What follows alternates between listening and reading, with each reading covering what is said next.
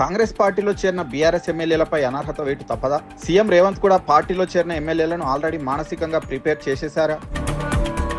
అతి త్వరలోనే 3 లేదా 4 చోట్ల ఉప ఎన్నికలు రాబోతున్నాయా? బీఆర్ఎస్ ను ఇరుకున పెట్టేందుకు సీఎం రేవంత్ రాజీనామాల్ని ఆయుధంగా చేసుకోబోతున్నారా?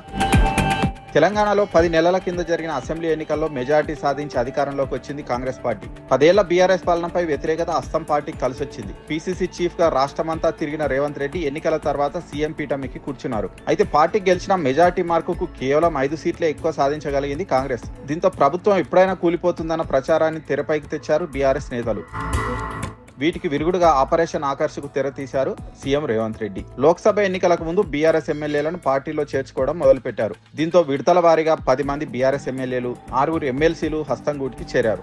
మొదటగా ఖైరతాబాద్ ఎమ్మెల్యే దానం నాగేందర్ కాంగ్రెస్ కండువా కప్పుకున్నారు. తర్వాత భద్రాచలం ఎమ్మెల్యే తెల్లం వెంకట్రావు, కడియం శ్రీహరి కాంగ్రెస్ గూటికి చేరారు. తర్వాత మరో 7 కాంగ్రెస్ తీర్థం పుచ్చుకున్నారు. ఎమ్మెల్యేల పార్టీ మార్పుపై బీఆర్ఎస్ నేతలు స్పీకర్ కు ఫిర్యాదు చేయడంతో పాటు న్యాయ పోరాటానికి దిగారు. వారిపై అనర్హత వేటు వేయాలని డిమాండ్ చేస్తున్నారు. ఈ నేపథ్యంలో హైకోర్టు కీలక తీర్పు ఇచ్చింది. 4 వారాల్లోగా పార్టీ మారిన ఎమ్మెల్యేలపై నిర్ణయం తీసుకోవాలని స్పీకర్ కు డెడ్ లైన్ విధించింది.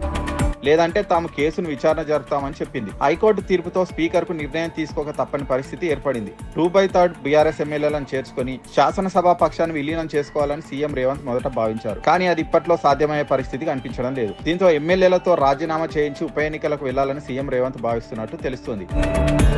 పక్కా గెలిచే అవకాశం ఉన్న వారితో రాజీనామా చేయించాలని యోచిస్తున్నారట సీఎం. దీనివల్ల ఒకే దెబ్బకు 2 పిట్టలు అన్నట్లు ఉంటుందని సీఎం ఆలోచిస్తున్నారట. దానం నాగేందర్ తో పాటు తెల్లం వెంకట్రావు, కడియం శ్రీహరి త్వరలోనే తమ పదవులకు రాజీనామా చేస్తారన్న ప్రచారం జరుగుతోంది. తిరిగి గెలిపించుకుంటే అందరి నోర్లు మూతపడతాయని కూడా సీఎం భావిస్తున్నారట.